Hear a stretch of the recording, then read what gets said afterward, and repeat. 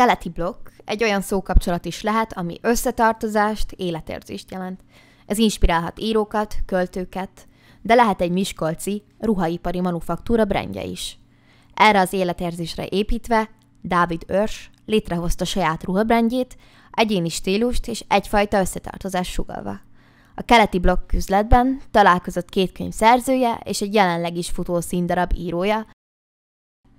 Bánhidi Lilla író, a Sorsod Borsod a regionális krimi szerzője Miskolcról, Haklik Tamás, a Beton című könyv írója Ózdról, és Zemlényi Attila, aki a Miskolci Nemzeti Színházban jelenleg is teltházzal futó vasgyári eklogák egyik megálmodója. 4 ember találkozott ebben a miskolci üzletben egy szombat délelőtt, akik más műfajban, más nézőponttal és okkal, de valami hasonló érzéssel alkotnak. A márkánk az különös módon egy kerékpáros csapatként indult, teljesen spontán módon, tehát nem terveztük, hogy ruhamárka lesz belőle. Ez, ha jól számolom, már 21 éve volt, 22 most már. És még egyszer mondom, spontán módon alakult, nagyon tetszett az embereknek, akkoriban nem voltak ilyen magyar feliratú ruhák, nem lehetett ilyeneket, csak külföldi márkákhoz lehetett úgymond hozzájutni, és ez nagyon tetszett, mindenki kicsit át tudta érezni, magának látta ezt a keleti blokk feliratot, és mivel ezt láttuk, hogy ez tetszik az embereknek, megmozgatja őket, ezért elindult belőle egy ruhamárka, és egyre több mintát csináltunk, egyre több miskolci témájú mintát, de nem csak miskolci márkának tekintjük magunkat, tehát ezt országos szinten át tudták érezni, ezt az egész keleti blokk témát, ezért nem csak miskolci jellegű mintáink vannak, és így indult el a márka, most már még egyszer mondom 21-22 év. Folyamatosan gyártunk új termékeket, mindig van valami új, tehát folyamatosan dolgozunk. Amikor kitaláltam, hogy regionális krimit akarok írni, akkor nekem ez teljesen egyértelmű volt, hogy az Borsodban kell, hogy játszódjon, mert azt gondolom, hogy ez a legszínesebb, legérdekesebb régió az országban. És nyilván azért gondolom azt, mert itt éltem. Készül a Sorsod Borsod folytatása. Ennek is egy része Miskolcon, illetve Miskolc környékén játszódik majd. Hagytam lehetőséget az olvasóimnak arra, hogy beleszóljanak a regény alakulásába, így ők már megszavazták Jukkóbányát, mint helyszínt, úgyhogy hamarosan megyek majd egy kis terepszemlére, és akkor kitalálom, hogy a történetnek melyik része fog ott játszódni.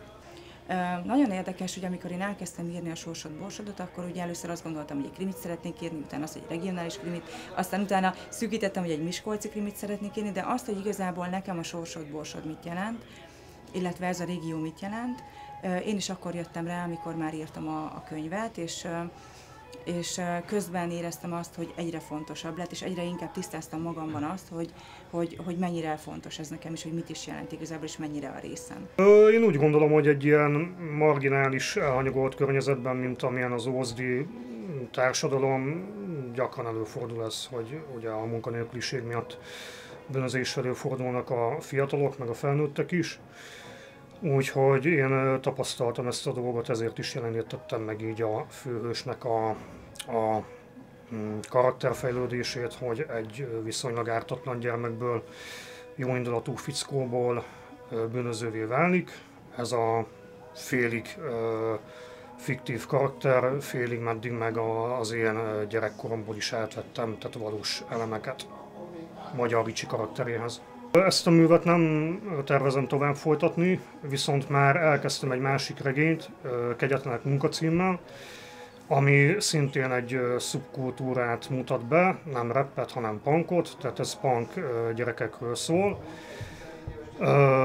Igazából 2 testvérpárnak az életét mutatja be, valamint azt, hogy az ő barátaik milyen hatással vannak egymásra.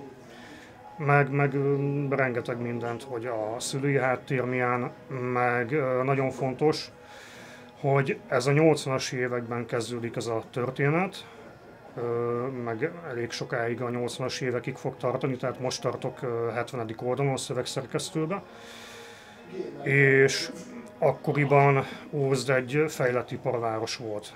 Tehát ez bemutatja azt a világot is, amit a beton már nem mutatott be, mert az ugye 90-es években kezdődött az a történet. A Vasgyári eklogák egy trauma feldolgozó darab alapvetően, és a trauma nagyon közel van a bűnhöz abban az értelemben, hogy van valami analógia. Tehát valaki valahol elkövet valami ellenbűnt, és annak kell, hogy valami feloldása legyen. Ez egy város története, amiről beszélünk, legalábbis az eklogák esetében, és ahol most vagyunk, az is valahogy ennek a város történetnek a része, mert nem véletlenül jöttünk ide a keleti blokkba, az őrs olyan régóta csinálja ezt az üzletet, és annyi, mint egy műalkotás olyan ez az üzlet is, hogy egy manufaktúra, ami azzal foglalkozik, ami történetünknek a része. Az eklogák is ilyen a Sorsod-Borsod regény, regionális krimiként, ilyen a beton, ami a nevével is, és a viszonyulásával is kifejezi ezt a fajta hovatartozást, amiben létezünk. Tehát ezek a sejtek, vagy ezek a kis legók most így állnak össze valamiféle autonóm identitássá, ami mégiscsak ezzel a keleti blokk névvel, legalábbis ebben a projektben ezzel fémjelezhető. Én úgy gondolom, hogy az író ebből a szempontból, vagy akár mi hárman itt, ahogy most így összejöttünk, nagyon fontos, olyan dolgokat mutat meg, vagy olyan dolgokat hoz föl, olyan titkokról próbál mesélni, ami nem minden esetben a hétköznapoknak a része, hanem akár egy kicsit gazdagabban, kicsit árnyaltabban, textuálisan megjeleníteni, ezt elvisz egy történetet magával, elmesél valamit, ami több, mint egy pletyka, több, mint egy ilyen kis sztorizás, hanem ettől sokkal mélyebb rétegű. Önmagunkról mesélünk. Ez egy olyan, mint egy ilyen önismereti történet, akár egy regionális krimiről, aminek az a nyelve, akár egy rap szövegről, rap történetről, rap regényről van szó, vagy akár egy hexameterekben megírt verses szövegről, ami görög formát követ, de közül pedig egy fekete, olyan talajban van beágyazva, ami meg 2 méter mélyen romlott. Szóval nagyon érdekes az erről való gondolkodás. Itt pont azt szeretnénk felmutatni, hogy együttműködni is lehet, és nem csak széthúzni, és olyan nyelv. A gyökér az mindig ugyanaz, az a talaj. Az anyanyelvünk és a regionális anyanyelvünk az, amiből táplálkozunk, amiből létezünk, amiből leképezzük, projektáljuk, manifestáljuk a világot. Ezt szerintem mindhárman igyekszünk megmutatni.